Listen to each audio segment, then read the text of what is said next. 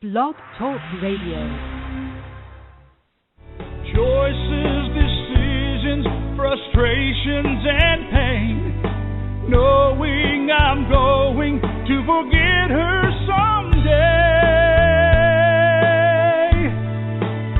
While I still can, I'll challenge all my loved ones, every friend, to look inside their hearts and understand that I will love them. I will love them while I still can.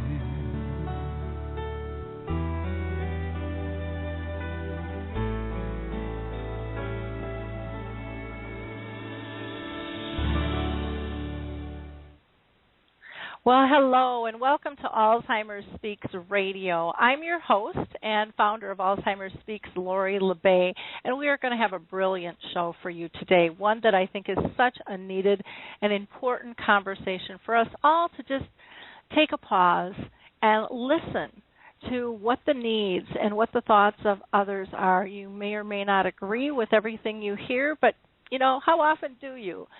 This is the time to expand your mind and your heart. And I encourage people to listen with compassion. And I also encourage people to call in and participate in the conversation. But before I introduce our guests, and we've got quite a few, we've got a panel of 10 for you to hear. We have decided to devote the full 2 hours to this show, this taboo discussion about life and death with dementia. But I want to first, again, because we always get new listeners, explain a little bit about Alzheimer's Speaks, who we are and why we're here. Bottom line, we are an advocacy-based company providing multiple platforms to shift our dementia care culture from crisis to comfort around the world. We believe by joining forces and sharing knowledge and having these everyday conversations about life with dementia, we're going to be able to remove the stigmas attached to memory loss and help those living with the disease live with purpose. Together, we can help everybody understand the true needs if we just sit and pause and take a minute and truly listen to one another. Ask those core questions that sometimes are spooky because we're not sure we want to hear the answers. Alzheimer's Speaks believes collaboratively we can win this battle against dementia, and I know that it's working because the power of all of us working together got Alzheimer's Speaks recognized as the #1 influencer online for Alzheimer's disease. And that recognition is not about us. It's about all of us because it's your clicks, your likes, you taking that moment in time to just tweet us out, share it with your Facebook friends, share it with your LinkedIn groups, having a conversation, because so often there are people touched by this disease that are close to us that we don't know because no one's brave enough to have the conversation. So today we've got 10 very brave souls talking about a very taboo topic, and I hope that you'll all be appreciative and respectful for their time and consideration and their thoughts that they're going to share with us on this topic. I always get questions from people in terms of how do I participate in the show. And so if you're listening online, you can utilize your chat box, and I'll be monitoring that as the show goes. I'll try to pull in as much comment and questions as possible, but this is a pretty packed show. If not, we can always have a second show and a follow-up show. You can always call in as well to the line, and that is 714-364-4757. Again, that's 714-364-4757. And then you'll just have to push 1 to get into my queue so that I know that you're there. And again, when I see a break in the conversation, I will come back out. There's some resources that I think are important to mention, just a few associations. The Alzheimer's Disease International, which is the association of all Alzheimer's associations around the world, is a fabulous place to be able to go and gain knowledge, information, and stats and find what is closest to you. There is also the Lewy Body Association, and we also have the Frontal Temporal Lobe Association. These are critical and different types of dementia where I really think that you can find some additional support for both you and your loved one that you're caring for. The Alzheimer's Studies has a Tau clinical trial going on now. So if you just Google Alzheimer's Studies, or you can go to the Alzheimer's team on Facebook. And then, of course, the Purple Angel Project, started by Norms McNamara over in the UK, which is really all about utilizing one global symbol, the purple angel, to help identify and raise awareness for dementia. So let me get on to today's show. Our title is Life or Death with Dementia, the Taboo Conversation. And again, we're going to be devoting the full 2 hours to this conversation, and we have a variety of people and their thoughts on living and dying with dementia. Should one have the ability to decide when to end their life? If so, when and under what circumstances? We'll hear from those living with the disease, care partners, doctors, authors, hospice workers, attorneys, and advocates. And again, we'd love to hear from you as well. My guess is you're going to be pretty dang surprised on what you hear in this conversation, because I'm telling you, I'm pretty experienced and knowledgeable, and I was shocked at some of the things that I learned. And I think everyone needs to know. I would also like to just note that Alzheimer's Speaks understands and appreciates that not everyone is going to agree with any or all of the comments on the show, and I never expect you to. This is about a conversation. This is about freedom of speech. This is about learning what the true needs and thoughts are out there, because we can't help people if we don't have conversations. So again, I urge you to call in and join the conversation. Let your opinion be heard, or feel free to write me afterwards, or comment on the blog. That'll have a bigger audience if you want your comment heard versus the radio show, just the way I push things out. And we don't really take a stand one way or the other on Alzheimer's Speaks. Again, it's about having a respectful conversation, sharing knowledge, and sharing perspectives. I think that is critical. Our goal is to get the topic off the taboo list. It's our belief that we need to learn more about how everyone deals with this diagnosis, and not everybody deals with any diagnosis the same way. So why should we think it should be any different with dementia? I would like us to really go with the flow of what are the needs of those with dementia, what are their concerns, how can we help them live better with dementia. To me, this is really what the show is about. Quality of life, and how is that defined, and helping people define that, giving them some tools to do that. This is not a show where we're going to talk about, dive into specific ways on how to end your life. It's going to be a very wide, broad topic here. And we're going to learn, again, from a lot of different angles, which I think is very, very critical. So what questions do you have? What thoughts of yours do you want heard? And again, we encourage you to not be quiet on this topic. Just like dementia is blooming over in the UK and starting here in the U.S., people are becoming dementia aware and dementia friendly. This is all part of that process. So first, I'd like to introduce Michael Ellenbogen. He is really the thought leader behind this show. Michael is the one who approached me and said, Lori, this can't wait any longer. It's time. And so for those of you that don't know Michael, Michael was diagnosed with young onset Alzheimer's at the age of 49. Prior to his diagnosis, he was a network operations manager for a Fortune 500 financial institution. And due to difficulty at work, due to his disease, he was led to early retirement. Now he is a world-renowned Alzheimer's and dementia advocate. He's been featured in nationally syndicated TV, radio, and other media outlets. He's written for blogs, newspapers, websites, and has shared his personal perspective as a speaker. He currently serves on the Pennsylvania Alzheimer's Disease Planning Committee and other advisory councils. He's a regular speaker at the Advisory Council on Alzheimer's Research, Care, and Services, and has been featured in the Alzheimer's Disease International 2012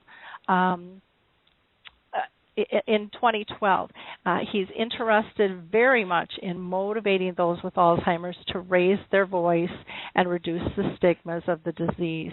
Michael is really one of the pioneers in Alzheimer's advocacy, and I am just thrilled to be associated with him, and I love working with him. If you haven't joined us for Dementia Chats, which he and both Dina Dodson, who are on the show today, are part of, I would encourage you to do that. So welcome, Michael. How are you today? Great, Lori. Thank you for having me. Well, what was the itch behind having this show? Why did you feel so passionate that this was so critical to do? Well, first of all, let me thank you so much for allowing me to put the show together and addressing a subject that everyone was afraid to address. So many organizations out there say how they are out there to support us with dementia, but none of them had the courage to speak to us about this topic that so many of us want to talk about. It's basically taboo, even for the people living with it. I have found that almost, if not more, of all those living with YOAD, which is young onset Alzheimer's disease, want to take their lives early. At first, I thought it was just me, but as I went and checked into this, I found out that there were so many reasons that these people need a place to talk about it freely. For some reason, the older population who is living with dementia doesn't feel the same way, and I'm not sure why, but it's up to the researchers to figure that out. So for this reason, we must talk about this. People need to become more involved and help us and not turn a blind eye because it's happening around us every day, and the laws need to change. This is why this show is so important, Lori. It really is. And like I said, I really appreciate the fact that you came to me to pull this show together because, in all honesty, it is one of those topics that's very, very difficult. For myself, I know that I find when I think about this topic, two different answers. For me, if I was in a situation where I couldn't control my body or my thoughts and wasn't able to live at a certain quality of life, I would like the right to change, to take my life and to be able to have a dignified end. But on the other hand, when I answer that question for my mother, who is in her end stages and has been for 4 years, I would have thought that I would have made the same choice. Yet in those 4 years, even though we're not able to communicate much, the depth of the moments that we do, I would have hated to lose. And again, I know that's making it about me versus her.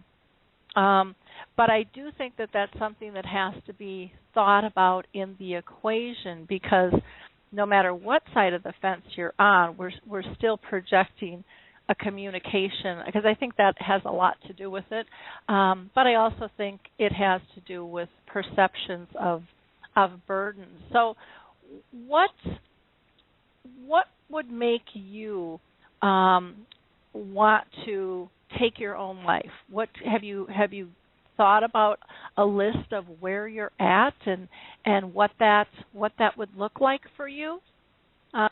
You said you've talked about it, for yourself, and I'm sure, maybe or maybe not with family.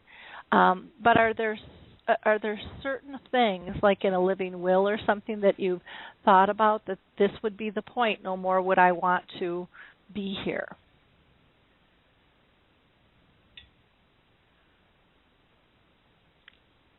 Michael, are you there?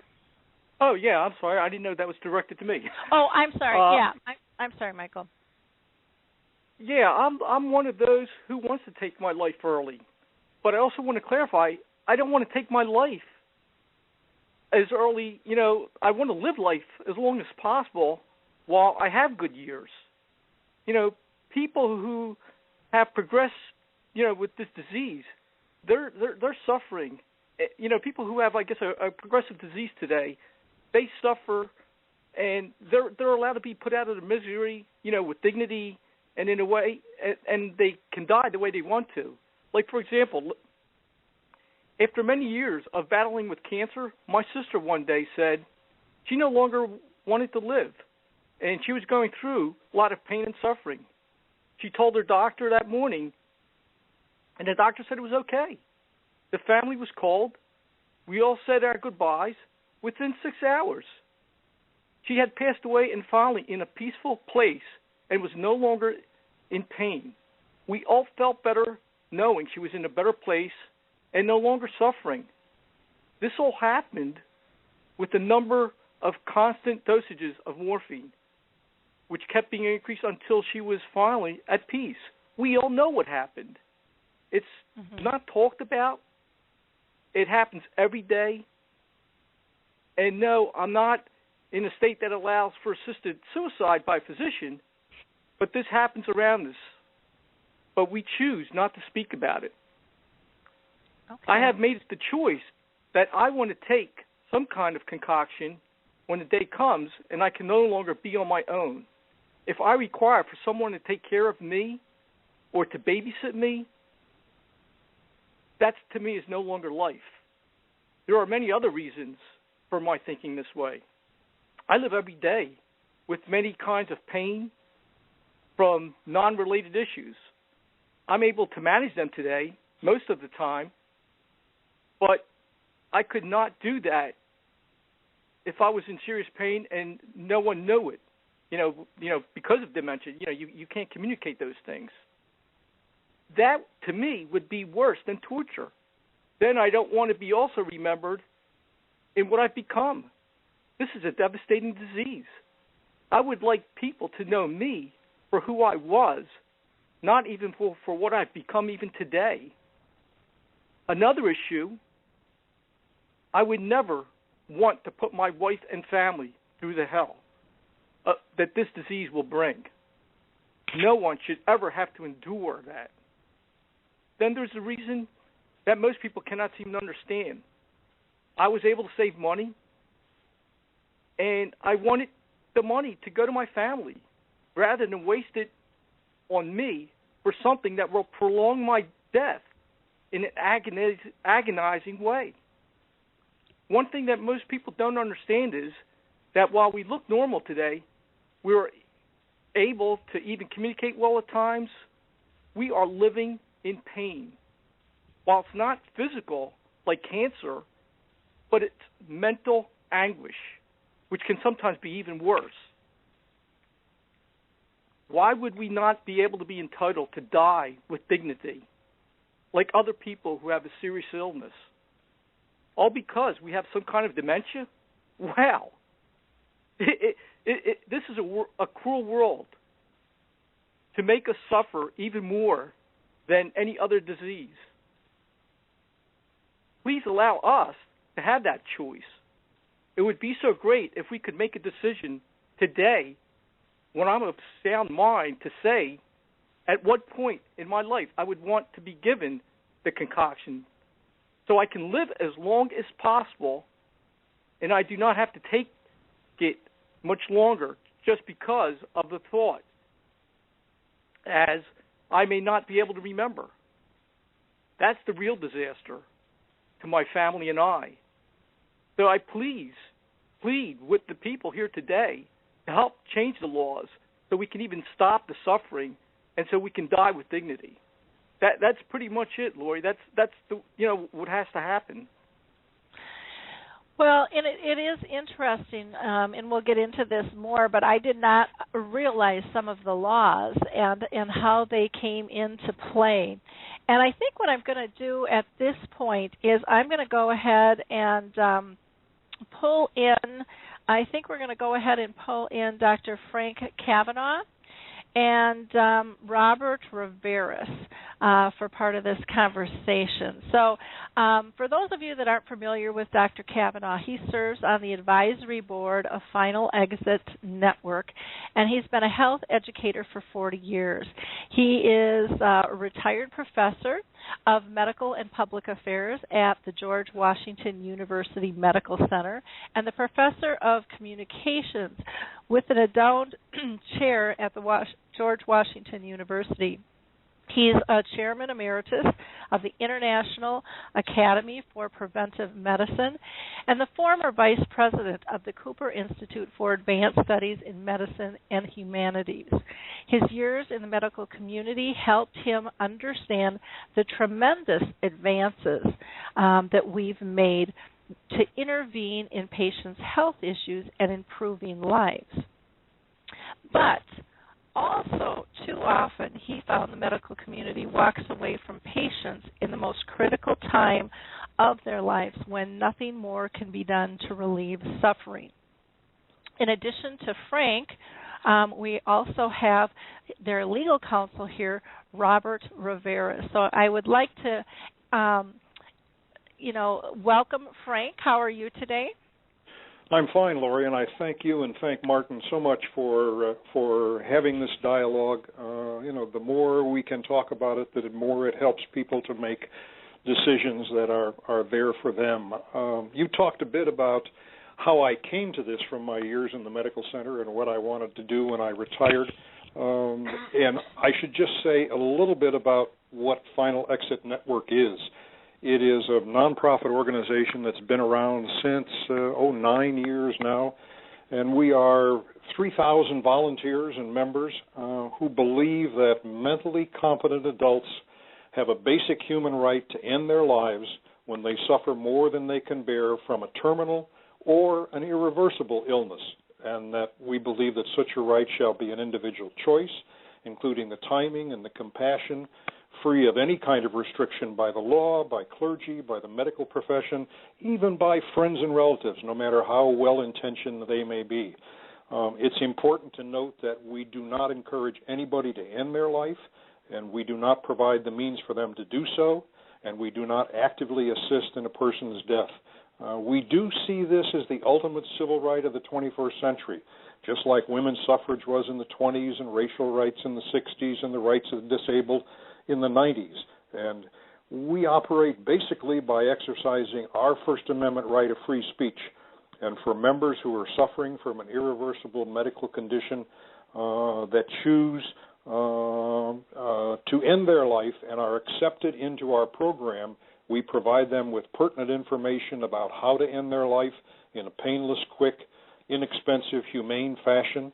And should a person choose that kind of self-deliverance, we have a number of safeguards in place to make sure that the decision is voluntary and repeatedly asked. We provide the most current information and caring support for folks. And information can be found about us on the website, finalexitnetwork.org, and there is much more about what we do there. Alzheimer's is a particularly different issue for us, because when you look at Huntington's disease, Lou Gehrig's disease, like Stephen Hawking has, and so forth, they don't necessarily have the window of opportunity that Alzheimer's has. And I often look at myself and say, if I were diagnosed with Alzheimer's, I would probably get a second opinion from a very good neurologist. I would get a third opinion from another very good neurologist. And if they all agreed, then I would take 4 or 5 months and clean up all my affairs, and I would hasten the end of my life, because I can't think of anything worse than losing all of the memories and the recognition of my loved ones and all of that. Now, there is a window of opportunity in there where I have understood that I've been diagnosed with this disease. I know where it's going to go over some period of time. If I wait too long, I will no longer be able to cognitively to do the simple task to acquire the means, or physically, perhaps, the simple task to actually hasten the end of my life. So I have to make a decision while I still have that mental and physical capability to do those things, that I wish to proceed with the end of my life and to hasten the end of my life. And, that is a very individual decision. I would not suggest that anybody else in that situation should do it.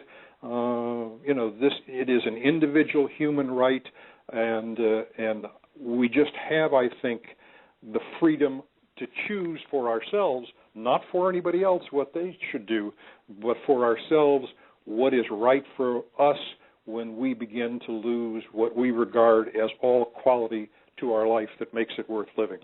Does that help? Yeah, that helps a lot. I'd like to point a question to Rob, your legal counsel. Is this legal? I mean, what are some of the pros and cons and difficulties? I would imagine with any controversial topic that there are issues that you have to face with this. So could you speak to that? Sure. Thanks for having me on, Lori. By the way, it's Robert Rivas. The biggest issue is that there are many in the law enforcement community who perceive their individual statutes in the states across the country. Again, 37 states have laws against assisting in a suicide. Our understanding of those laws is that they may only be applied in this country in light of the right to free speech. They may only be applied to somebody who actually commits a physical act of assistance or provides the means by bringing something to the person who chooses self-deliverance. We feel like what Final Exit Network does is legal all across the country, because Final Exit Network does not lift a finger to provide any physical assistance, and does not bring anything to the scene to provide any kind of assistance in anyone's death. After careful analysis of the circumstances of the person, confirmation of the severity of their condition, Final Exit Network volunteers provide information and education, counseling, moral support, show people how to do it, and ensure that they're not going to botch it, which is a terrible fear a lot of people have, because they could wind up worse off than they were before if they botched their effort to cause their own deaths. So Final Exit Network is just a group of people who do that without performing what is legally defined as being assistance. We have this question pending in the state of Minnesota, where there's a law that prohibits people from giving information to anybody or providing any kind of moral support. It's a crime in Minnesota to say to somebody who intends to hasten their death to say, I understand what you're doing. I believe you're doing what's right for you, and I respect your right to do that. That would be labeled criminal encouraging in Minnesota, and so far the courts of Minnesota have sustained our view that can't be made a crime anywhere in the country under the First Amendment, and that there has to be, in order to prosecute anybody for assisting in a suicide, there has to be some kind of active assistance, which Final Exit Network doesn't do. And how that relates back to what Frank was saying is that during this window, if somebody, in the case of a dementia patient, as they progress through their experience and evolve to a point where they are soon going to become incapable of giving fully informed consent and making a fully informed decision on their own about what they're going to do, once they cross that threshold, Final Exit Network can't help them anymore, and Final Exit Network can't do anything,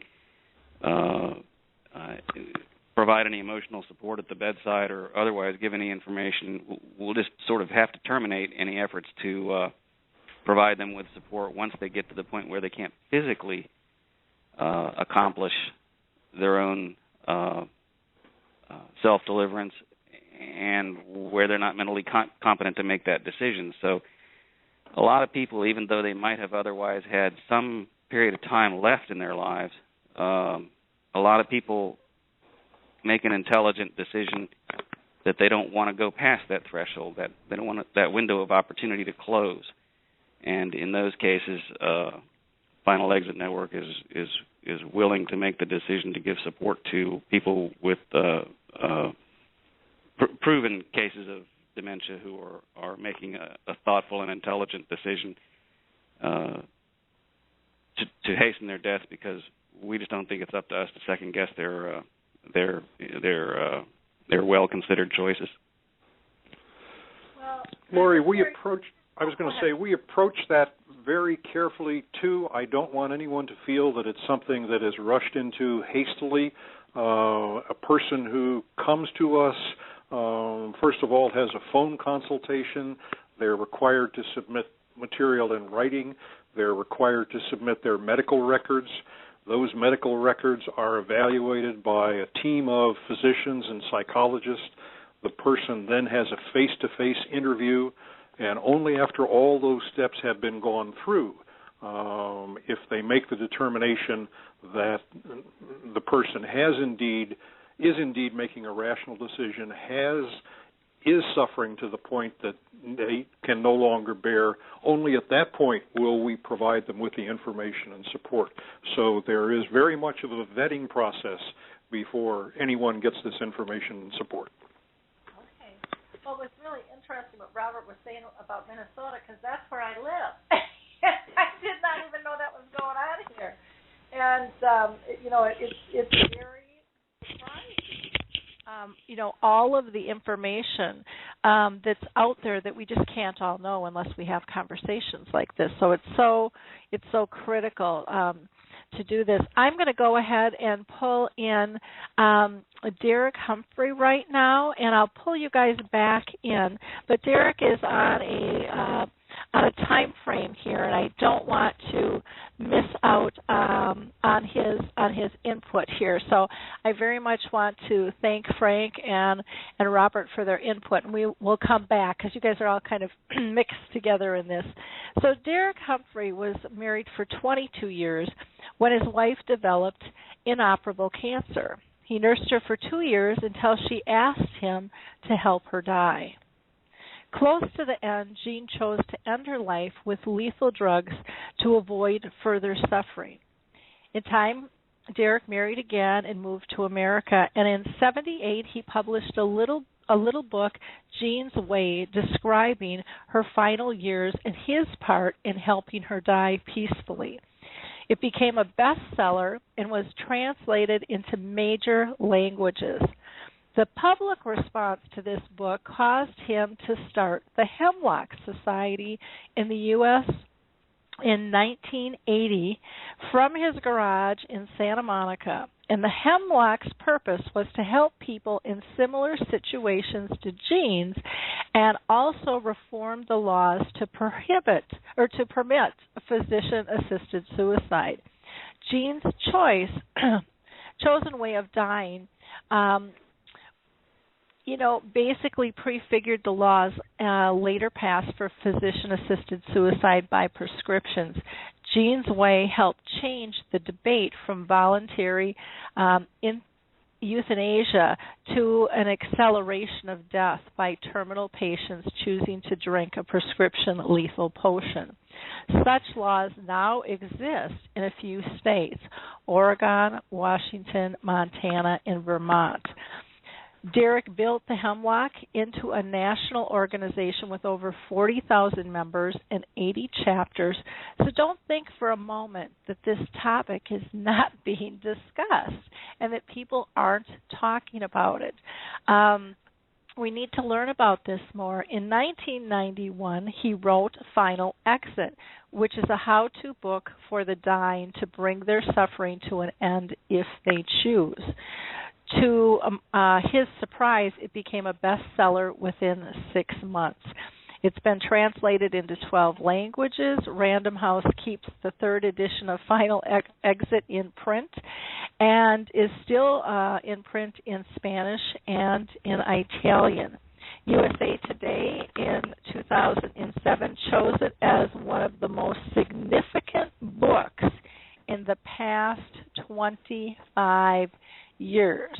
That's pretty incredible. Welcome, Derek. How are you this morning? I'm pretty well, thank you. Thank you for asking, and hope you are well too. Yes. Sounds like it.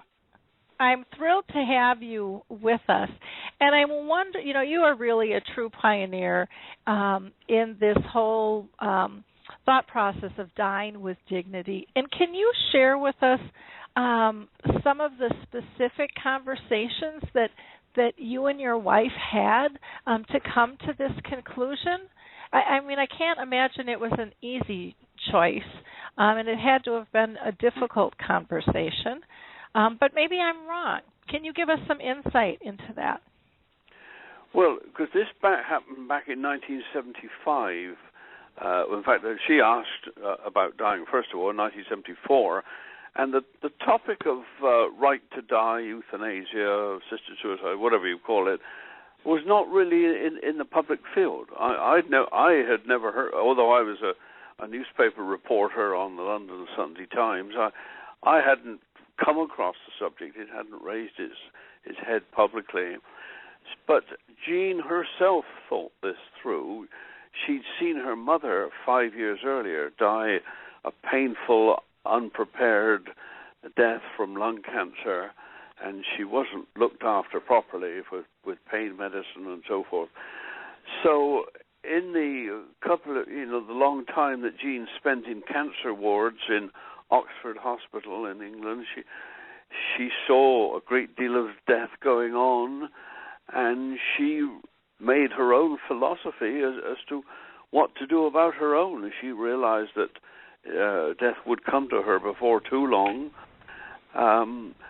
So one afternoon, when I went in to see her, and she'd been very, very ill. I thought she was going to die the previous week, and so did the doctors. But she pulled through. She didn't want to die, and she just said to me, "I'll cut it short. I want you to help me to die." And I was so ignorant at the time. I said, "I will, but what do you want me to do?" I hadn't thought through what one does. And she said, "Go to a doctor, ask for a lethal overdose of drugs, put them to one side, and when I'm ready to go, you hand them to me, and I take them and die." So it was her philosophy. And she told people around her, her close friends, she didn't broadcast it, but her close friends, she told people that was what she was going to do when the end came. Okay, that had to be, I mean, it had to take you just kind of back, but then you can understand where somebody is coming from when they've gone through it and they've seen it, and, everybody wants to live the perfect life. Everybody wants to just go to sleep and die in peaceful, but it's not like that for most. And there's, I think, great fear in terms of being a burden to others, and not being able to care for yourself, and all of that comes into play, with that. When you went to the doctor, what kind of response did you get there? Well, he grilled me as to what her medical condition was, and then what had been happening, and what treatment she'd got, and what drugs she was using, and where the situation was. And after I told him, he said she has no quality of life left, and she won't last much longer. Her bones were already beginning to break because the cancer had spread to her bones. And he said, "Here's the lethal drugs. Just never say where." Of course, we were acting illegally back then in 1975, and he said, "Never let it be known that I was the person who handed this." And he gave me the drugs, which I took home, put away carefully, out of sight and out of touch. And 6 months later, she asked me for the drugs. So it was not hasty. It was a very thought-out decision, and only when she was ready to go. But she had the forethought to think ahead. She didn't want to go like her mother had gone. I see. Now, can you tell us a bit more about the Hemlock Society and exactly what do you do? I didn't really get into that, and if you could share a little bit more about what the organization is about, that would be wonderful. Yes, the Hemlock Society I started in 1980, 5 years after Jean's death. And it was because of the reaction to my book, Jean's Way. Enormous amount of people approached me and said, what were the drugs? How was it done? What are you going to do about it? People said, are you going to change the law? So I had hundreds of letters came in, because I was then working for the Los Angeles Times, so people could just address letters, Derek Humphrey, Los Angeles Times, and they would get me without a full address.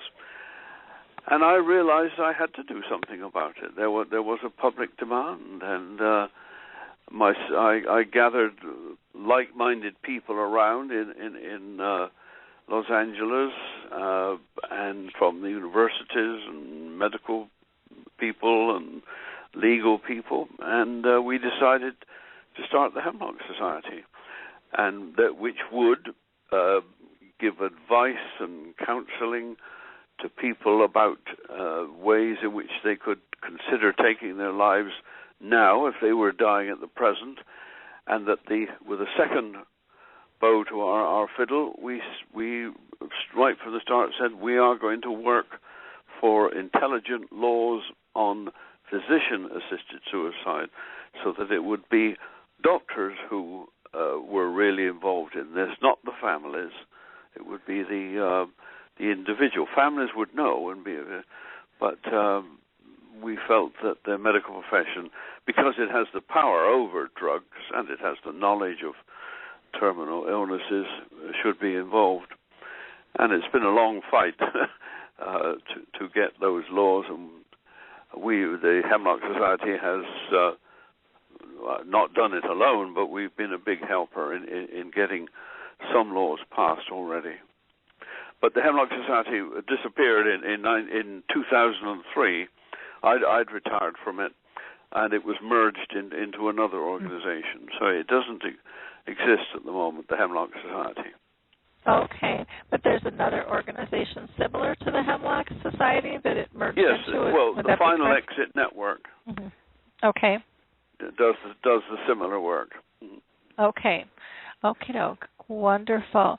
How did you feel when you had to keep battling this all the time? With the laws and things. I can imagine that there were some pretty passionate discussions that you went through and yes. could get fairly heated. Because people have their religious beliefs and I think all of that's wonderful. Everybody has different beliefs, but trying to get people to respect that there's more than one belief out there, and how to get that through. So what was that like in terms of just trying to tell your story and persuade people of the need? Well, luckily I was fairly well prepared. I was an investigative journalist all my life, and I'd done quite a lot I'd written books about police corruption and racial prejudice and so forth, and I'd been on television debating these hot topics for 10 or 20 years before I came into the Right to Die movement. So I had a sort of grooming in advance of how to handle these matters. And so when the controversy started, and it did, we were debating in universities, on the radio, on television, in Rotary clubs, and also we were much in demand to debate this, and it was very exciting and worthwhile. And we met a great many supportive people and a good many non-supportive people. But we found a base for our feelings, and it grew and grew. Okay. In terms of, I appreciate you so much taking the time, and I know that you have to run here in just a couple of minutes. If someone is in this quandary, like you were with your wife, asking to die, what would be the two things that you would suggest to them? Well, one, think it over and talk it over with the closest family, if that is possible. Share this decision with the closest family to see whether you're acting sensibly, just to test your ideas and so forth. Secondly, I would say read my book, Final Exit. It can be got on the web, or it's just a paperback. It's not, and it's very, very readable. And third, I would suggest they consider joining the Final Exit Network and go about it carefully, thoughtfully, and wherever possible, involve close family and close friends confidentially. Okay, wonderful. Well, thank you so much for taking the time to be with us today. May I just mention one more thing? Sure. Yeah, we have a special living will at my organization called My Last Wishes in the event of an irreversible cognitive decline.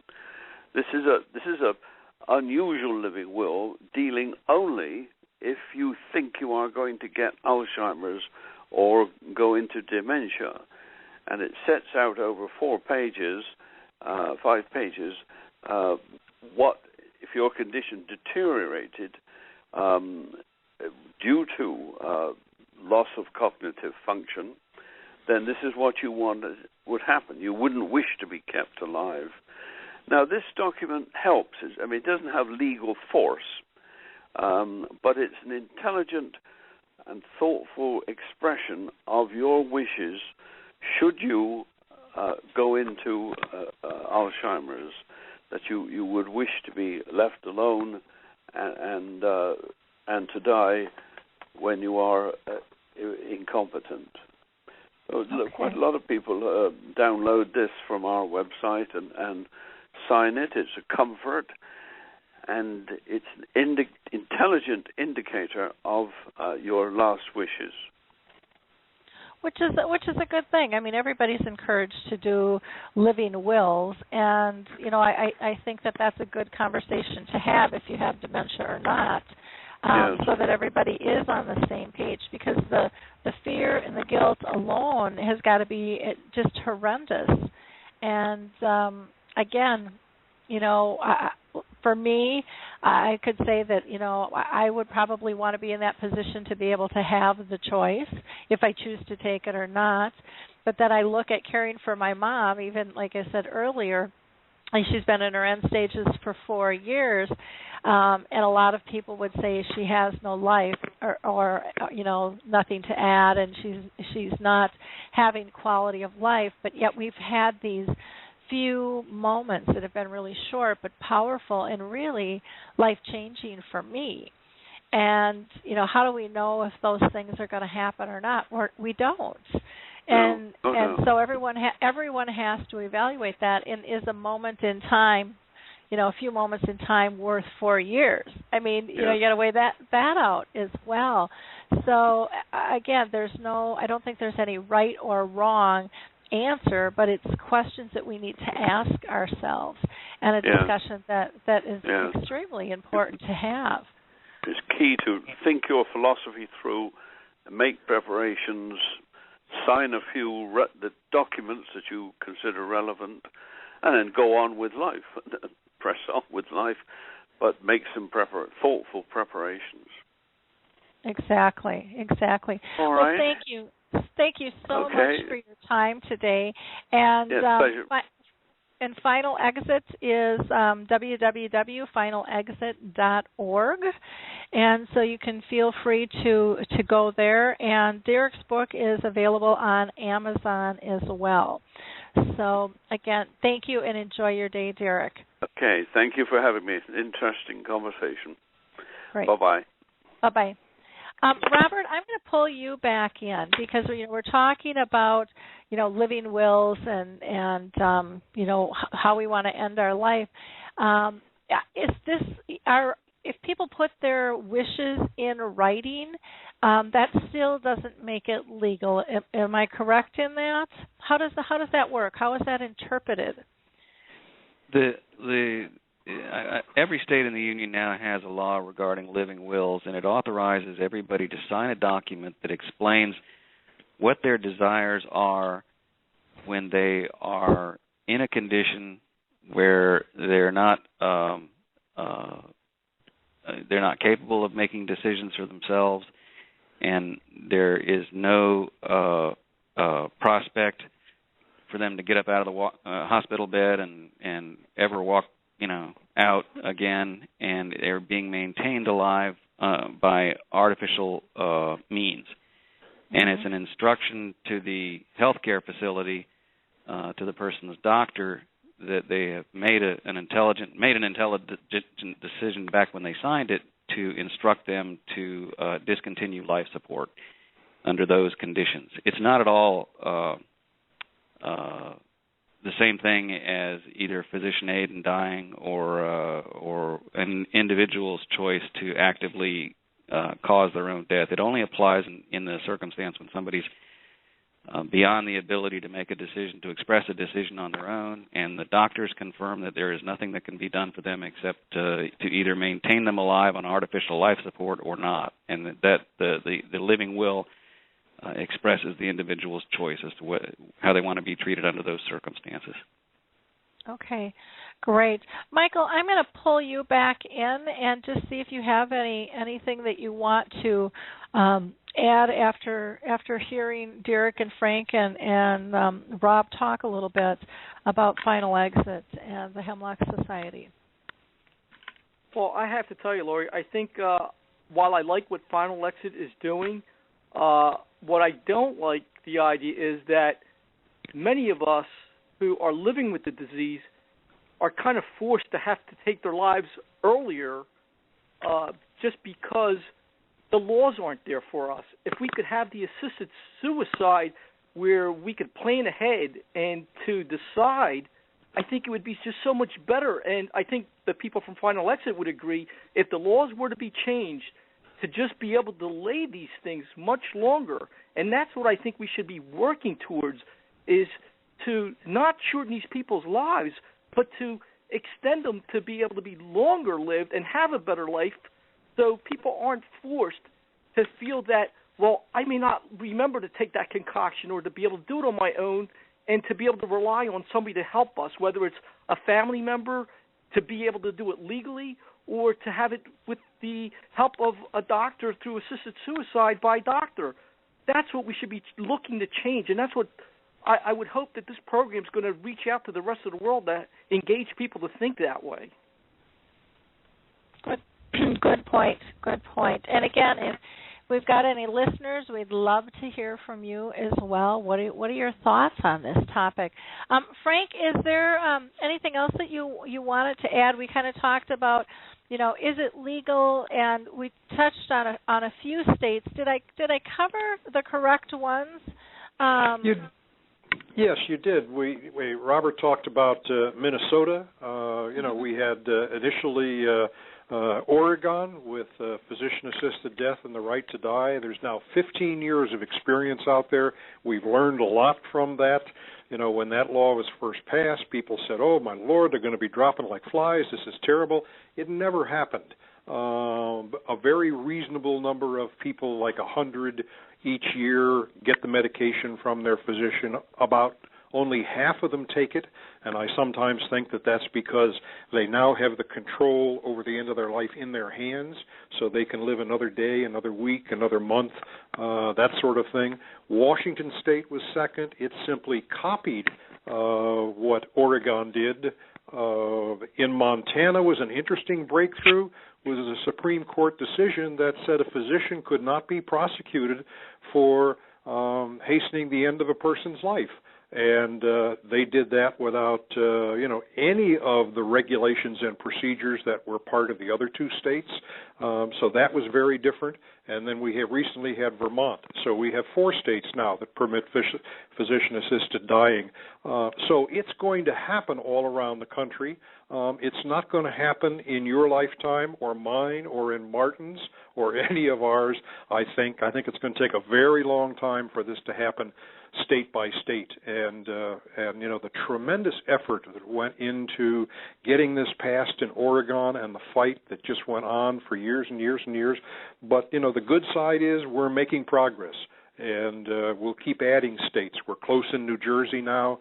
More states will come online, but while that is happening, we just feel that, as the volunteers of Final Exit, that we need to be there right now for the people who are suffering and need help. And, there are other organizations who work on changing those laws. But because it will take a long time, an awful lot of people will suffer in the process while they wait.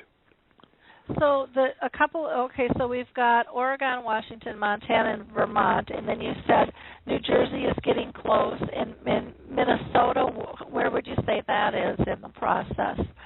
Oh, I'm confident that Robert Rivas represented this issue in the state of Georgia, took it to the Supreme Court, won it, represented it in Arizona. Nobody went to jail over that one, and he now has the prosecution on the defensive in Minnesota, and they may not appeal an appellate court decision. Robert may wind up going to the Supreme Court again, but I'm confident that he will win. And I think that as other prosecutors around the United States look at the history of being tested at the Supreme Court, going before a jury, in each case the people who bring these cases lose them. So I don't think we're going to see a lot more prosecutions. At least I hope not, because the legal bills are expensive. Oh, and how are those financed then? Is that through membership in the organization then?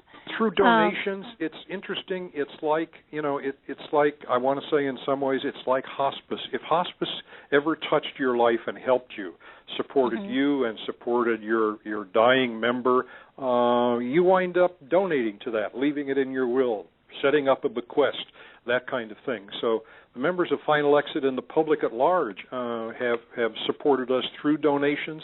They've gotten us through these court fights, and they continue to. So we survive really on donations. We ask people to become members, and we say it's a $50 membership fee to join. If you can't afford $50, if you can only afford $5, we'll take that. Just join. The money is not that important, but we survive on donations. And the belief of a lot of people that this ultimate human right is one to support, just like you would support the American Cancer Society or the Civil Liberties Union or anything else. Support Final Exit Network and what it's trying to do. Okay. Lori, can I add to that? It's Robert. Please. One thing I'm very proud of as I kind of orchestrate all the work across the country in these various criminal prosecutions of Final Exit Network, I find that in communities where we need help from local lawyers, the best known names in criminal defense law, every place where we have a problem, jump in and offer to work for Final Exit Network because of their support for the cause for a tiny fraction of what they would have ordinarily been paid, to say represent a drug smuggling organization or the kinds of criminal defense matters that most criminal defense lawyers handle. There are so many examples, I don't want to name them, but in Atlanta and Arizona and Minnesota where we've had problems, we have never had a jury ever convict anybody in Final Exit Network of anything. We've never had any Final Exit Network volunteer enter into a guilty plea for anything but minor misdemeanors that were not assisting in a suicide. They were something else, something extraneous, just to throw them a bone. And we have in every community where we've had those kind of problems, the biggest names in the community among criminal defense lawyers jump right in and work for a small fraction of what they would have otherwise made, and I only get a small fraction of what I would otherwise made for my role. It's a real sight to see that we're able to work as inexpensively as we do. Another thing worth mentioning here, in the context of the contributions and membership dues that are asked for, that people pay to become members of Final Exit Network, I've occasionally had some people, totally uninformed people, try to suggest that that's got something to do with whether or not a member can obtain support in their exits, in their self-deliverance. There's no connection at all. Most members of Final Exit Network contribute because they want to contribute to the general right to die movement, and it has nothing specific to do with any anticipation that they're ever going to ask for support in hastening their own deaths. And people do not pay anything to Final Exit Network that's directly related to the hastening of their own deaths. It's just contributions to help support the work of Final Exit Network and the movement. And when the day comes that anybody calls and seeks support in their own death, there's no charge whatsoever. Okay, wonderful. Well, that's good to know. Go ahead. Can I give you a little rundown about how Minnesota fits into the scheme across the country of these laws? Yes, please. There are 37, as I mentioned once before, there are 37 states that have a statute on their books that makes it a crime to assist in suicide. There are 3 states that now have, as you know, Oregon, Washington, and Vermont, that now have statutes authorizing physician aid in dying. But in each of those 3 states, there are elaborate protocols to make sure that the physician aid in dying program is fully complied with as far as their safeguards and everything. And even in 2 out of 3 of those states, there still is on the books a law that makes it a crime to assist in a suicide for anybody who's not operating under those laws. So people often get these concepts mixed up as if to suggest that in Washington and Oregon it's okay for anybody to assist in what is referred to in those laws as suicide. That's not the case. It still would be a crime. There's no statute in Vermont, but there is one in each of Oregon and Washington prohibiting assistance in a suicide unless it's a doctor and a patient operating under the constraints of that law. In Minnesota, the law specifically says that advising, encouraging, or assisting in a suicide are a crime. And to the extent that they have the words advising and encouraging in the statute, those are the concepts, those are the laws that are contrary to the free speech rights granted by the First Amendment to the Constitution. And those parts have been stricken down. So in Minnesota, there still is no law on physician aid in dying, and there still is a law that prohibits assisting in a suicide. But we think that the prosecution of the 4 final, or I guess there's only 2 left, Final Exit Network members in Minnesota are going to either not be prosecuted or are going to fail because the state has no evidence that anybody was assisted in a death. The state is proceeding only on evidence that the Minnesota law was violated to the extent that it prohibited advising or encouraging in a suicide. Having said that, I should note that Final Exit Network never advises anybody in favor of hastening their own death, and Final Exit Network never encourages anybody to hasten their own death, but the words advise and encourage are so wide open to different interpretations that practically anything anybody says in Minnesota could be interpreted as being within what's prohibited by the law against advising and encouraging, and that's why the law has been stricken down to that extent. It's very interesting because how many laws are out there that we don't know about that, if you advise or encourage and it could be viewed that I'm advising or encouraging by having the conversation. And I don't view it at that at all. I view it as information and a conversation that needs to be had. I was at a funeral. I use this as an example of a young girl who took her life. And it was very sad, and she had some mental illness, and it was a friend of mine, and it was probably one of the most beautiful ceremonies I've ever been to, and some people were really uncomfortable with it, but I was so appreciative because the pastor talked about, why she took her life and how she took her life. And he was very passionate that this has to stop, that we have to understand and try to help and support people as much as possible so that they can live as long as possible. And it was very interesting because people don't know what the next guy is going through and what it's like to walk in somebody's shoes. And you had talked about with people, they were worried that if this law passed, all of a sudden everybody's going to start killing themselves, and that's not it. And it's been proven nonsense. Yeah.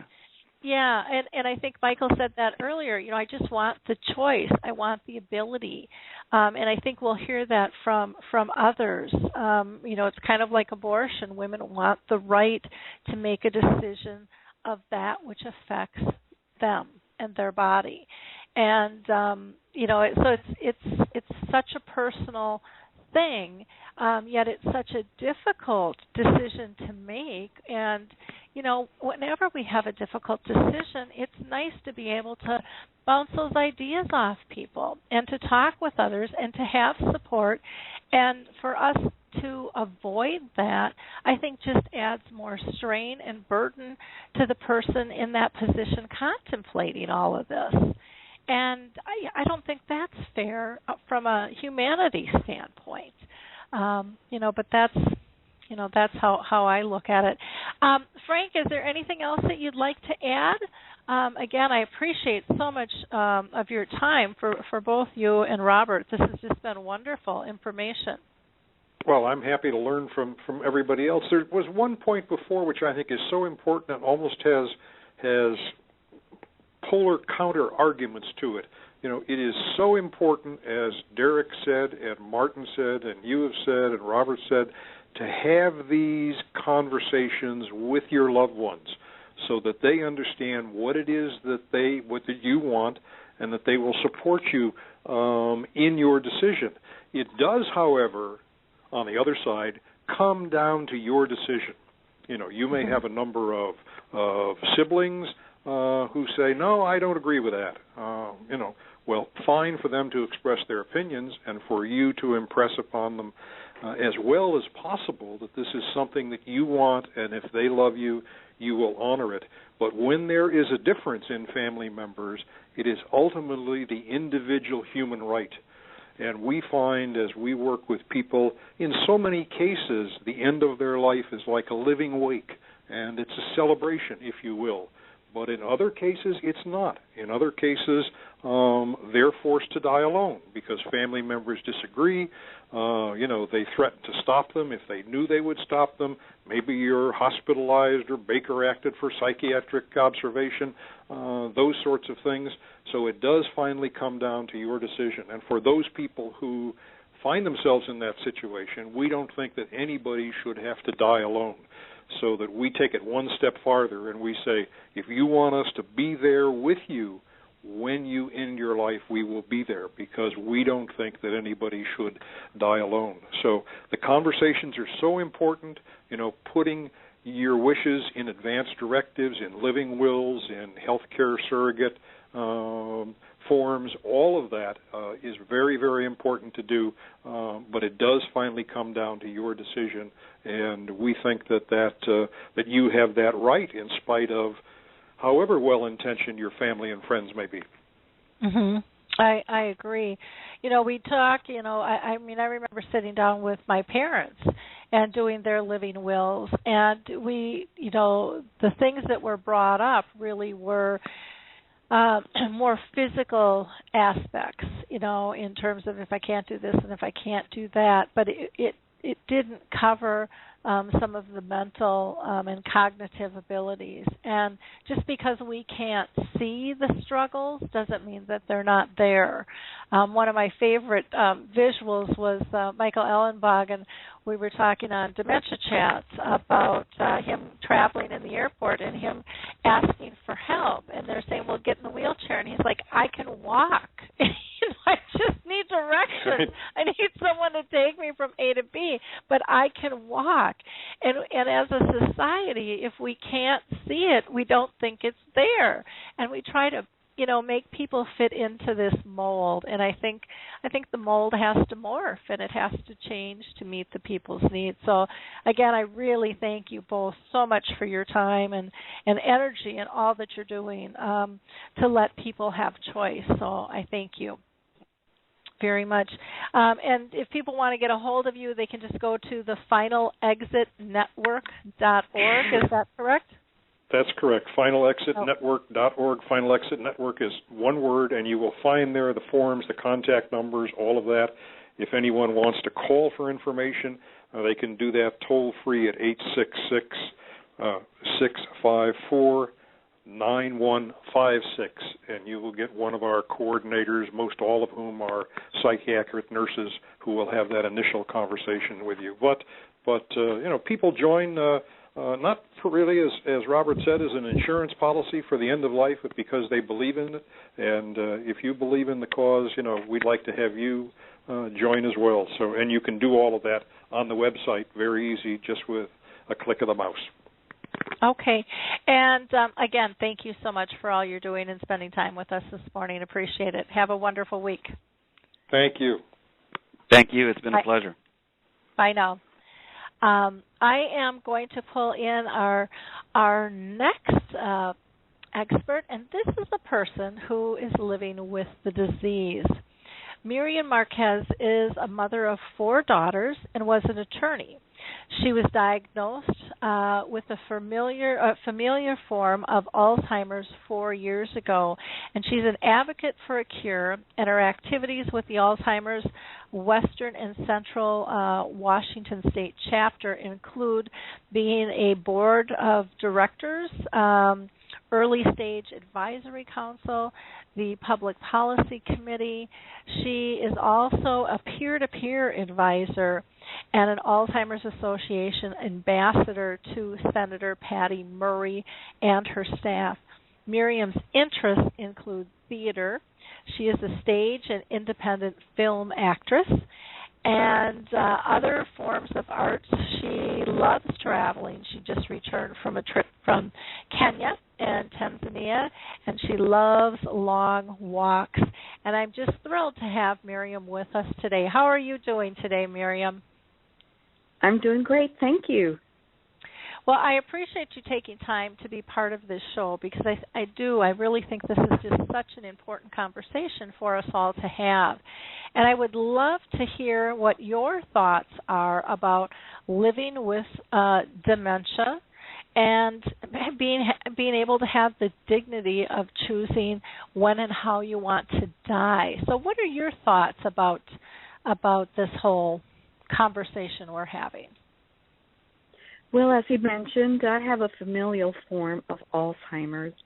My father was one of 13 children. He and about 5 or 6 of his siblings died with Alzheimer's. I have older cousins, most of whom have Alzheimer's. Some don't. And when I came to a 4-way stop near my home on my way home from my law office, all of a sudden I didn't know whether to turn left or right or go straight. I panicked. It scared me.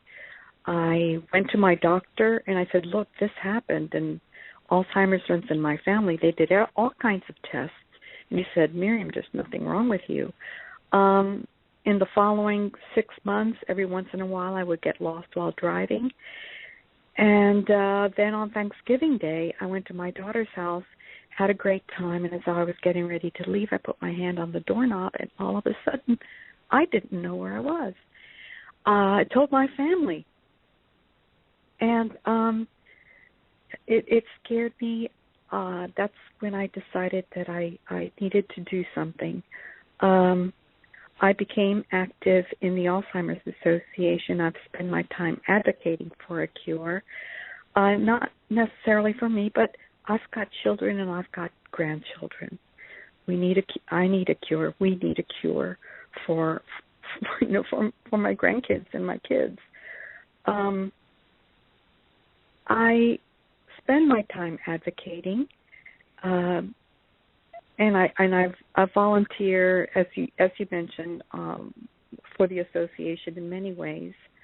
I watched my mother as she cared for my father, and saw him suffer until he died. Almost, as I mentioned, almost half of his siblings died with Alzheimer's. I don't want to die. I love life. I have an active social life, but I have thought long and hard about what if a cure or something to stop the progression doesn't come along. Before I began to show symptoms, I joked that I would put on the mantle of my fireplace something to take that would kill me, with a note that read, Miriam, if you don't know what this is, take it. But there are many of us with Alzheimer's who live alone. And because of my advocacy for a cure and being a member of many organizations, I've had discussions. And the majority of the people that I know say they have no desire to continue once they are unable to care for themselves. But of course, the question is, how will I know when the time is? I joke it's when I can no longer know how to wipe my butt. But I do have a living will that states that I want no artificial means to keep me alive. Okay. And, I look at my mom's situation. She hasn't needed any artificial means, but she needs total care.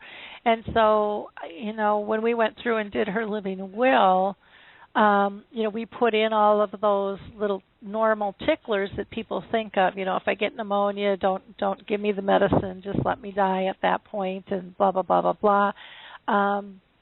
But we really didn't have a discussion in terms of, the what ifs.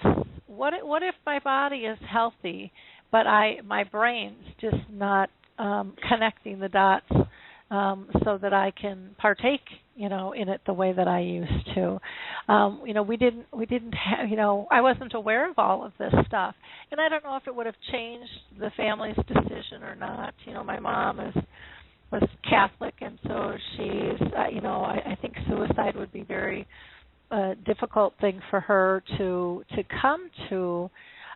Yet she was also one that never wanted to be a burden, and I think that is one of the things that I hear over and over from so many living with the disease is, I don't want to be a burden. I don't want to have someone wipe my butt, like you said. I just don't want to go there.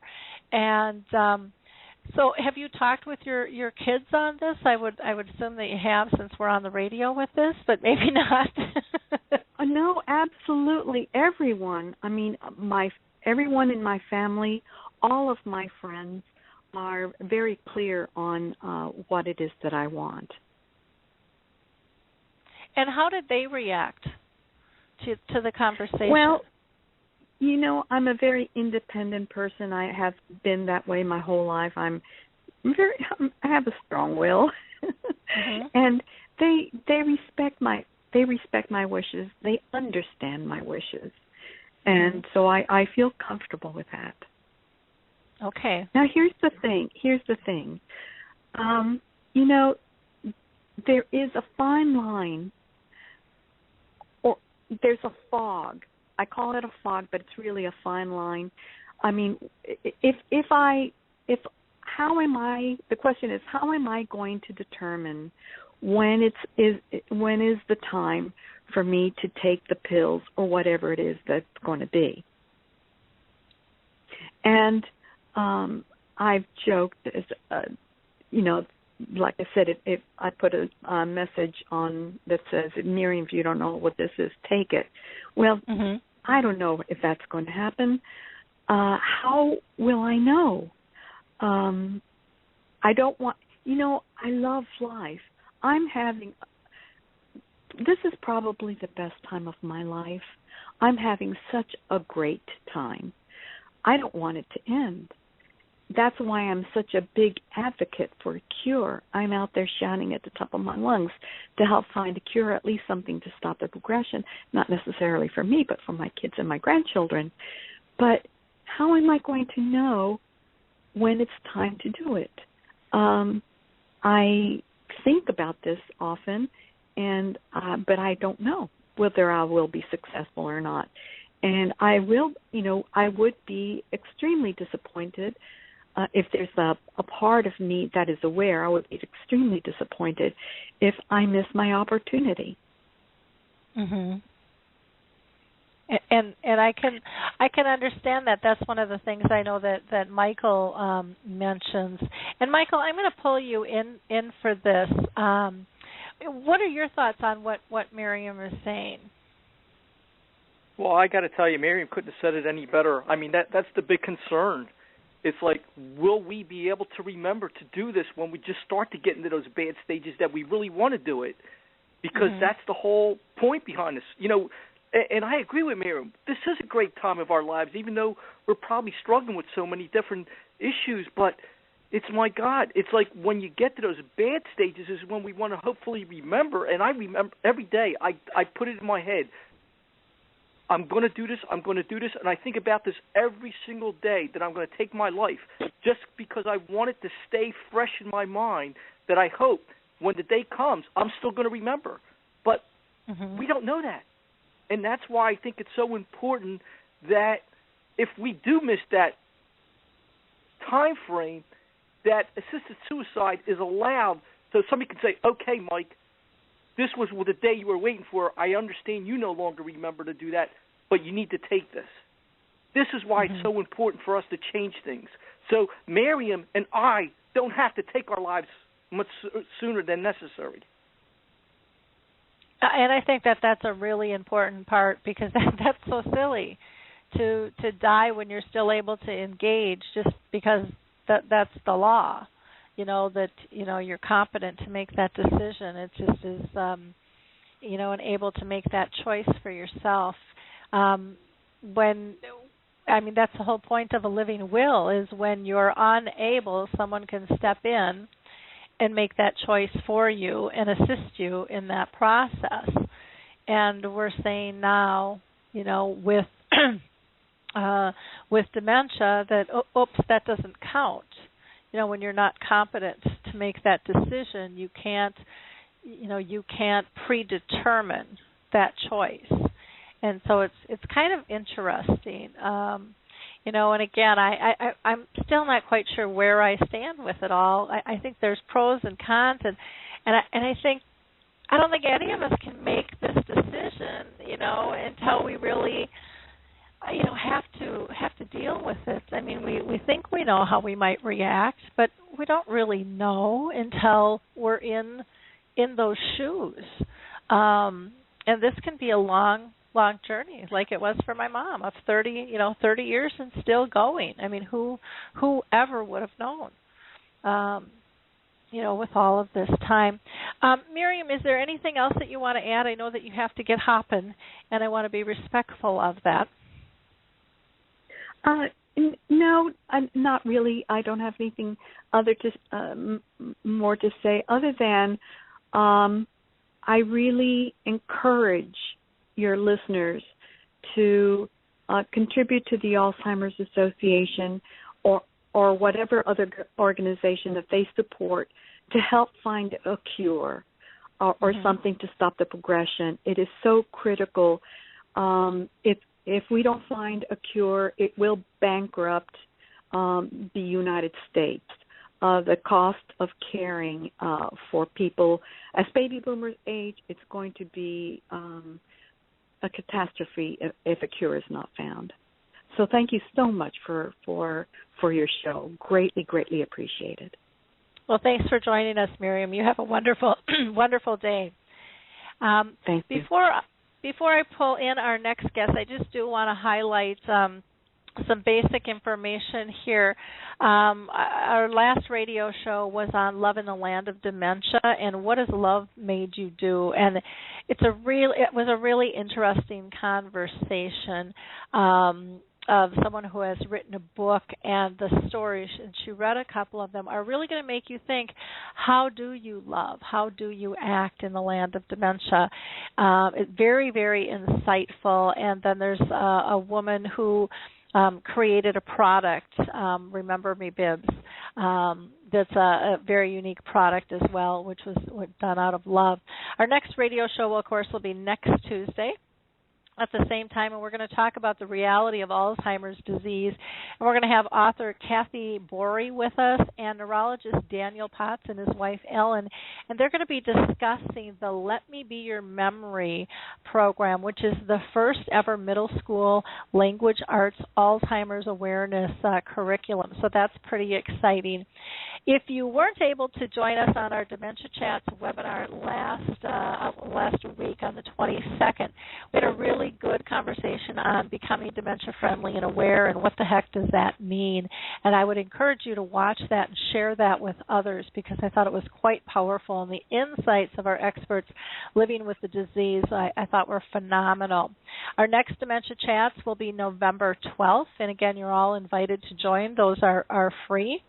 On the blog, there are a couple of things I want to highlight. On the 27th, our intern Michelle did an article called Happy Hour, which was kind of a fun little article. I did one on the 24th, which had to do with the Verizon Boomer Party that I had. We gave away about $1,000 worth of product and why that was important to caregivers. There's just some new technology out there that I wasn't aware of that Verizon even had. I just thought they sold phones, so I was kind of surprised with all of that. And then there's also an article posted on October 22nd, which is an announcement of a free webinar that will be held November 7th by the Alzheimer's Research and Prevention Foundation with founder Dr. Dharma and actress and health activist Muriel Hemingway and myself. That'll be a 90-minute webinar that I think will be extremely informative. And again, that is free, and you can find all the information that you want on that show and can go ahead and get registered.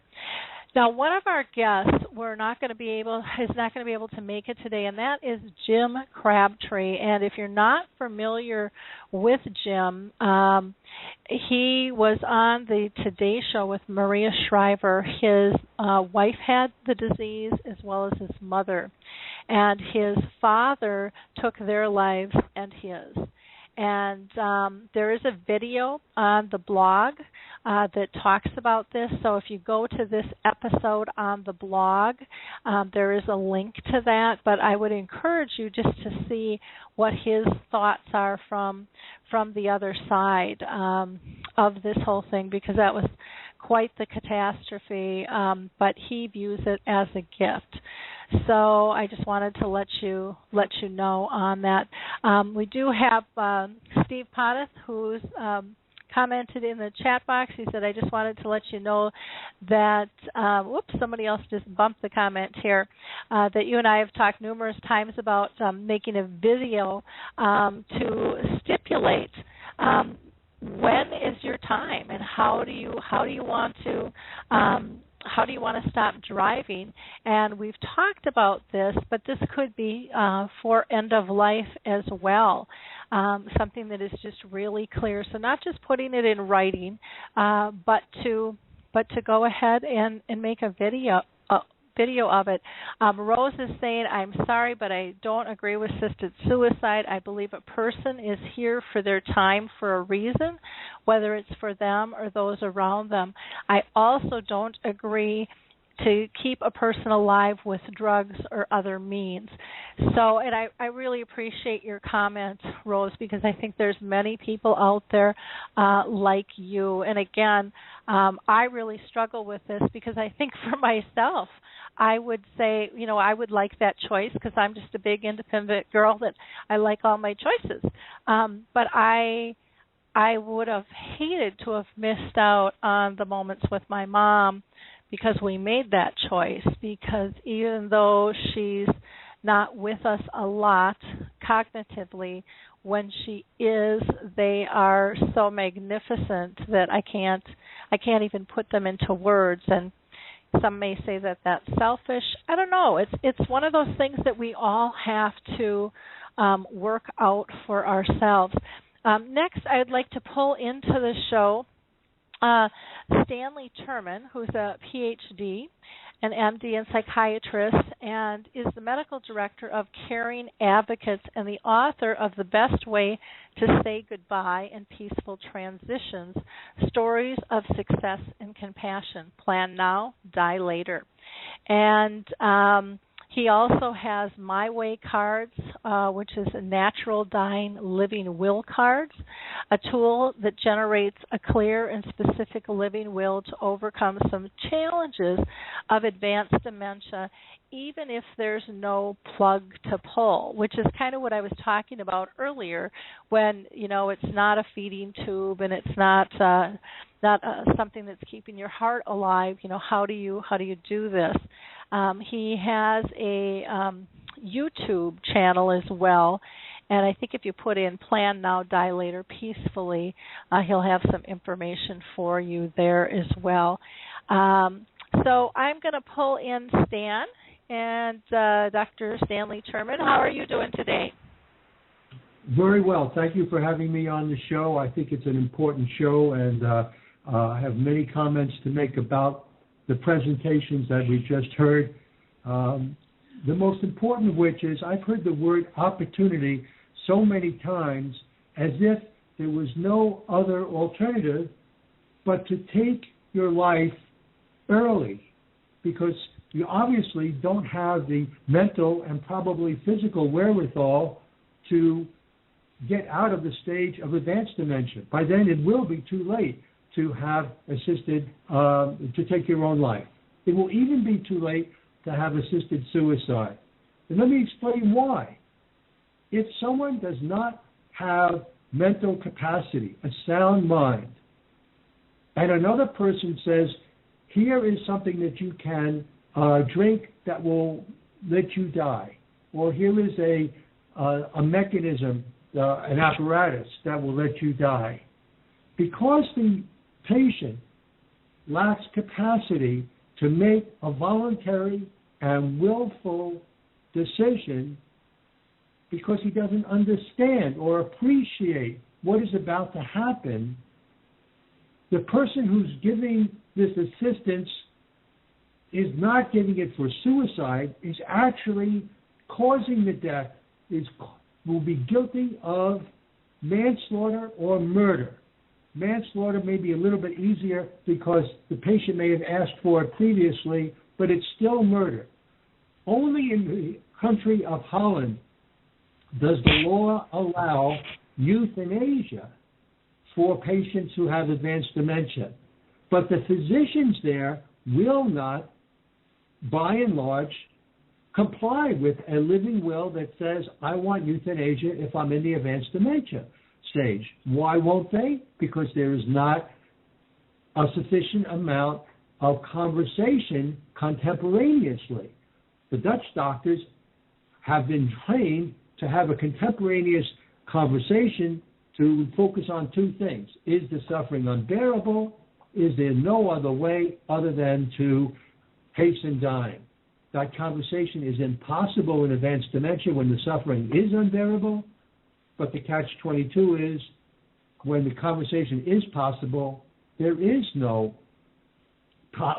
suffering that is, as Miriam and Michael have had, this is one of the most important times in their lives. They're enjoying it, and no one would want them to hasten their dying at that point.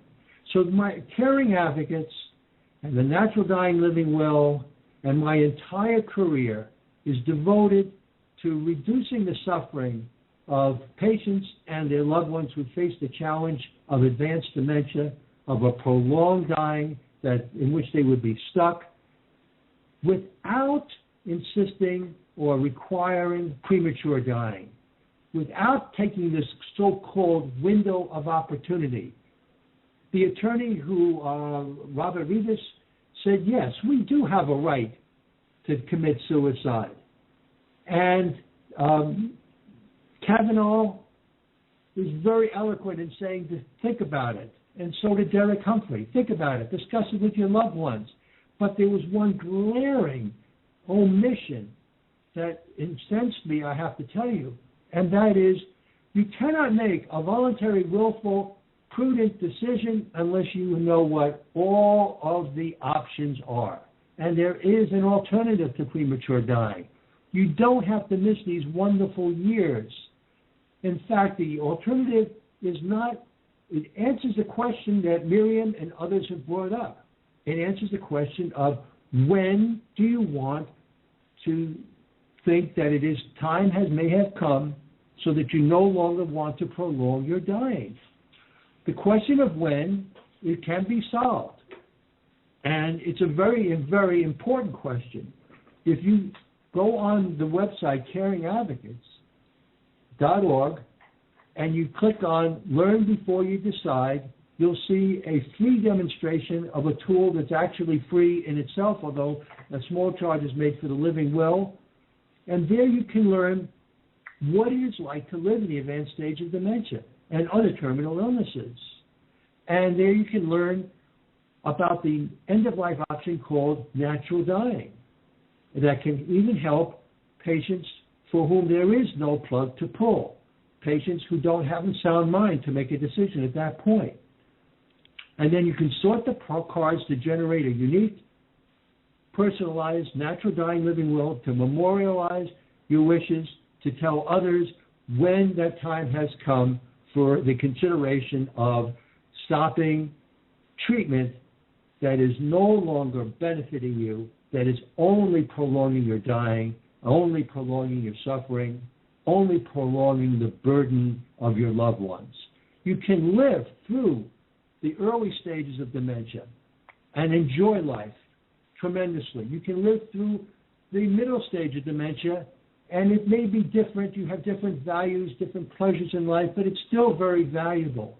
But you can pinpoint the time by making a decision, 48 decisions, one decision at a time. You can say, for this particular symptom or unwanted behavior or a conflict with long-term values, this I want treat and feed, or this I want natural dying. And natural dying is the key to how it all works. How does it work? Natural dying is four things. First, no one will continue to assist you if you have become dependent upon such help to put food and fluid into your mouth. That is considered to be an invasion of bodily integrity. And you can say, I definitely do not want someone to violate me, to violate my body criteria, or at least I want my proxy and my physician to consider that. Secondly, you will still be offered food and fluid to place it in front of you, which is very important for the moral rightness of this whole scenario. Because if food and fluid is in front of me, and my mind is so devastated by dementia that I do not understand how to take that food and fluid and to put it into my own mouth, then I will be allowed to die from the underlying disease of dementia. The third is that, of course, all other higher tech medical technology will be withdrawn and withhold. But what happens so frequently in dementia is you have a fairly functioning body and a mind that's just gone. So those aren't even present. But if they are, they would be eliminated, discontinued. And then the last thing is comfort care. Now, some people say, oh, it must be horrible to fast, to have no water, to have no food. That's not the case. I have fasted myself twice. I've been at the bedside of people who have gone the last chapter of their life, natural dying, and it is very peaceful. It is very comfortable. Of course, you do need to treat thirst. That is a symptom of dry mouth, which is very treatable. And Caring Advocates can send anyone who wants a thirst-reducing aid kit, and it has sprays and liquids and drops and salves and gum and all kinds of things that allow you to completely take away the symptom of thirst that's uncomfortable. Hunger is taken care of by itself. Nature does that because when you fast, you go into a metabolic state of ketosis, which provides you some euphoria, a feeling of goodness, and hunger is just wiped out. And I know that from personal experience. So you can ask for natural dying in advance by specifying when, and then you don't have to endure premature dying. No laws need to be changed. You will never get into a conflict of expensive court battles. The whole idea is for it to be private, to be peaceful, and to be effective. And it actually works. Wonderful. Stan, I'm going to ask, how do people get a hold of you? I know you have a few different websites. CaringAdvocates.org, is that correct? That's correct. And we have that website can lead you to the YouTube videos to explain this. It can also lead you to the Learn Before You Decide demonstration of the Natural Dying Living Will. And you can also call me at my office at 800-64-PEACE, which is 800-647-3223. And you can email me at drterman, drterman, @gmail.com.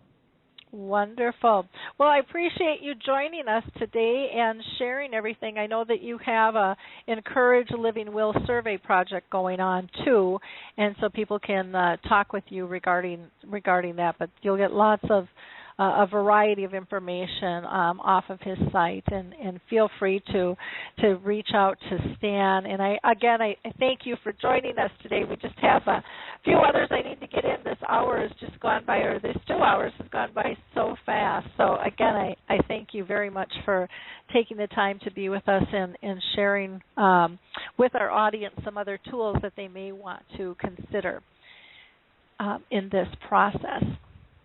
I'm going to go ahead and pull in. Welcome, Lori. And Thank you. I think that I think if people would understand that there is another option to premature dying, and that they need to consider it. Now, there may be some people who want to give up a few years of life, and it is legal for them to do so, provided that they are fully informed.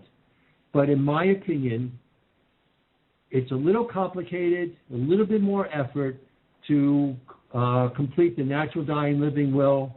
When I talk about other living wills, I often state that it's like the 7-second solution. It's free, it's fast, but it's not effective. And the people from Final Exit Network admitted that their living will is not a legal document. It's just an indication. our documents, the ironclad strategy of the Caring Advocates Program, has been reviewed by the top health law attorneys in the country and has been strengthened by knowledge of the law that's in statute and the decisions of the courts, which is called case law. It recognizes the obligations of physicians. For example, if they don't honor your living will, it states right on the natural dying living will, "Dear doctor, please note, if you don't honor my wishes by writing orders that are consistent, you may be subject to becoming sued. You'll lose your immunity according to the law of your state, and you could be sued for malpractice. You could be sued as a criminal in a criminal court for battery, and your medical board may take sanctions against your license." So everything we've done is to make it as absolutely as sure as you can possibly be that this will work for you. And such confidence is necessary, because otherwise people might say, if I'm not sure, I better take my life now rather than later. One more thing, because you mentioned you were a Catholic, and I'll end with this, is that the natural dying procedure has been reviewed by some of the top Catholic bioethicists in the country, and it is consistent. If it's done the way we prescribe, it is consistent with the teachings of the Church. It is moral, it is legal, it is ethical, and it is practical, and it is consistent with even the teachings of the Catholic Church. We do not. I thank you, Stan, but I do need to move on to our next guest so that we get everybody in, and people can go to his website for more information. Again, everybody's views are a little bit different, and so and that's what the conversation is about, looking at choices and decisions and just having the conversation about death. It's good for all of us to have wills and living wills, and this is a topic that's very important. I'm going to pull in next. Let's see. It looks like we lost Mary Bailey. I'm not seeing her on my radar here anymore, so I'm going to go ahead and pull in Dina Dotson. Dina was diagnosed with Lewy body with probable Alzheimer's at the age of 47. She's working hard to decrease the stigma attached to dementia.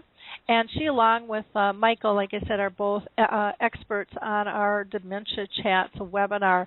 Welcome, Dina. How are you doing today? Fine, thank you, Lori. So what are your thoughts with this whole conversation here? I was happy. Well, I had actually called Final Exit at one point, and so I'm a little bit familiar with how they work, and talked with a woman and was contemplating, possibly using. Well,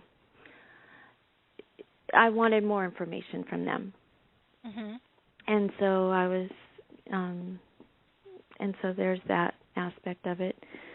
Living in Oregon, I really read in depth the Death with Dignity Act, and I even called the part of the government that runs that and talked with I had a very interesting conversation with the woman there.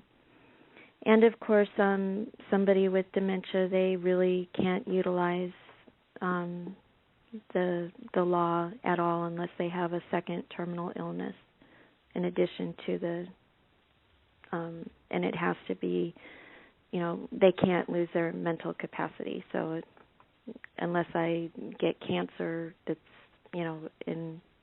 while I'm still mentally capable, I can't utilize the law. And so it's been a very interesting topic, and I've been very happy to have listened to it. And I just have very strong feelings that it is an individual choice, and one that I think should be available to anyone who would want to use it. I have also had talks with all my family members, my father, my sister, and my husband, and they are all very much aware of the way I feel. Okay. And how did your family take this conversation? How were they with that? They're sad. They're very sad that, of the whole, they're sad that I have this disease. They're sad but they have all stated to me that they understand. Mhm. And so I've been very thankful for that aspect of it. I've had no family members say, "Oh my goodness, what are you thinking?" I've had none of that. They've all understood. Maybe because I did have a mother that died of cancer, that died a kind of a long, drawn-out, painful death. They're a little bit more understanding of even though this isn't cancer, but it's still pretty long and drawn out. That I might not want to go that route. Mhm. Okay. Well, it's. I mean, none of this stuff is ever an easy decision, but I'm so proud that people are having the conversation. I think it's critical. I know even with my folks, when my dad had brain cancer, and my mom with her dementia, we went in and we did the pre-planning of the funeral and all of that, and we really had some in-depth conversations of what do you want this to look like? What do you want? What do you want your obit to say? What picture do you want us to use? What do you want to be cremated or buried? I mean, all these conversations we don't have, and it's critical information in order to honor the person's life to begin with, and this is a huge piece, and we don't always understand the struggles that people are having, because again, especially with dementia, you look okay from the outside. You guys hear that all the time. Well, you look fine. Yeah. And so I think that's great that you're having this conversation. Do you too talk to a lot of people with dementia that are having this kind of underground conversation that's not really out in the public? Do you hear a lot of conversation about this topic? I bring it up every now and then, and I've had different reactions across the board. I've had, with people that have the disease, it's kind of not really surprising, but there's always an understanding of why why I feel this way. Mm-hmm. Some people agree, some people, don't necessarily feel comfortable with it, and I respect it all. Again, there's one thing that I always try to, stress is that it's so individual. It's what every individual would want to choose, and that's so. Yes, I've had a lot of conversation, and it's been a wide variety, but the very bottom line is there's always an understanding of why they understand why a person would choose this. Okay, wonderful. Anything else that you want to address? Our time is just running, just ticking off the clock here. We might have to have a follow-up show on this one. Well, I was just happy to be on the show with these people that are a part of it and attempt to have the conversation and learn. Okay. Well, thank you so much, Dina. You're just a blessing. You have such great insights, and I appreciate so much all that you share with us on the radio, on the dementia chats, on the social network groups that you have. You just are so open about living with this disease and what it's like. So thank you very much for all you do for all of us. I'm going to go ahead and pull Robert back in. He had a comment that he wanted to make, and Robert, I can give you like a minute if you wanted to make a comment off of something you heard. Yeah, the doctor from the Caring Advocates program, some of the things he said about the law are just completely untenable.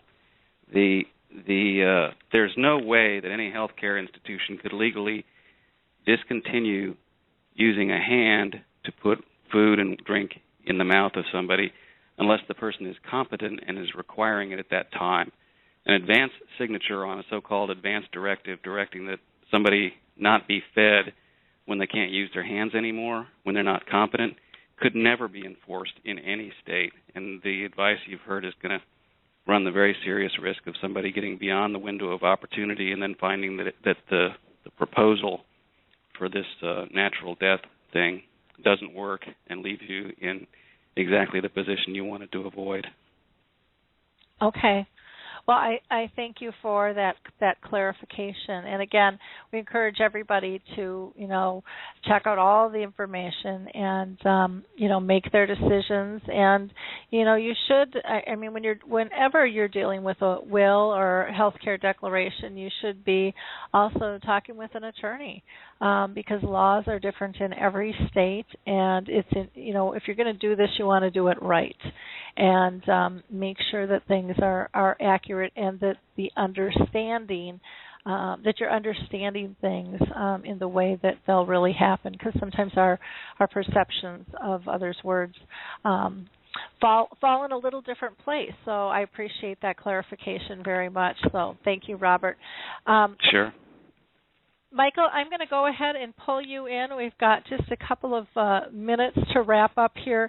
Kathy Pure was not able to connect with us. She lost her connection, as was Mary Bailey. Kathy was going to talk about hospice, which is just an absolute wonderful option for people to have in terms of having, comfort in the end of life. But we'll do another show on hospice in and of itself. We do have some in the archives as well if people are interested, but that is definitely an option for end of life. But Michael, what are your thoughts in terms of wrapping up this program? Well, I guess while I have this terrible disease, I, like many others, we would like to live life to the fullest for many more years. We just don't want to be around when it gets bad. While I believe this is not for everyone, people should have the right to choose and not be denied the right to die with what I call dignity. This is all we want. I keep praying that I get a serious form of cancer. That would at least take care of my life much and make it much easier for me to die. So I hope people hear us today and help us change. I agree. It is about having choice. It is about having open conversations. It's about removing stigmas, and we all should have the right to live with dignity. That shouldn't be denied to anybody. So, my hope for today's discussion is that people learn something new. They may not have agreed with it. Again, I'm not asking for that. I'm just asking that you listen. Listen to the thoughts of others, listen to the options available, and have the discussion. Even if you are adamant and it's against your religion and, this is the way you want it, make that clear to others. That's the whole point of this, is making your wishes clear to others so that you can live the life that you intend. And again, everybody's intentions are just a little bit different. So I thank you all so much for being part of this. Michael, do you want to go ahead and plug your website and your book too? I've given everybody else an opportunity to plug theirs, so feel free. Sure. My book is called From the Inside. It's From the Corner Office to Alzheimer's. And my website is michaelellenbogen.com, and that's Michael, MichaelEllenbogen.com. Wonderful. Well, thank you all for listening. We would love to hear if you have comments. Go to the blog, AlzheimersSpeaks.com. You can get to the blog from our main website and note your comments. We'd love to hear the conversation, and maybe we have to have a follow-up show on this. There's multiple sides to the coin here, and again, Alzheimer's Speaks is about raising everyone's voice. So we would love to hear your thoughts and your comments about living with dignity, and we'll talk soon. Next show is next Tuesday at the same time. So bye now, and thanks for being part of the conversation.